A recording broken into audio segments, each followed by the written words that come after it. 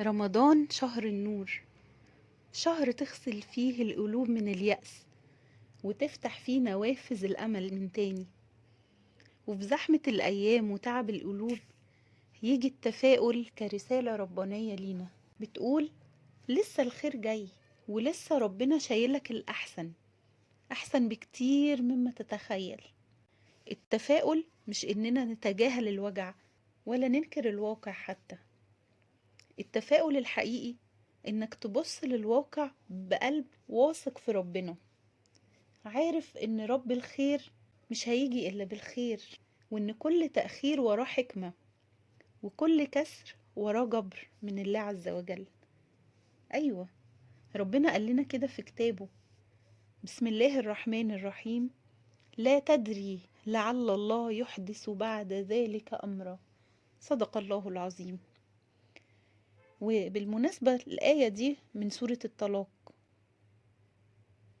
ورغم سياقها في الطلاق إلا إنها بتحمل دلالة عامة للمؤمن بإن يثق في الله، وإن الأمور مش ثابتة، لا بالعكس، كل حاجة تقدر تتغير وممكن تتغير في لحظة، وللأفضل كمان بفضل الله وبرحمته وبكرمه علينا. ومش بس القرآن اللي دعانا للتفاؤل، ده في الحديث كمان قال لنا رسولنا الكريم صلى الله عليه وسلم: تفاءلوا بالخير تجدوه.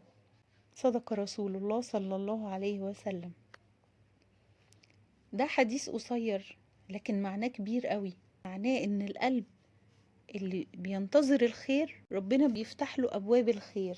يعني لو داخل رمضان وقلبك تقيل، ولا شايل هم، ولا عندك دعوة متأخرة، افتكر ان ربنا جاي عشان يجدد عندك الامل والتفاؤل من تاني.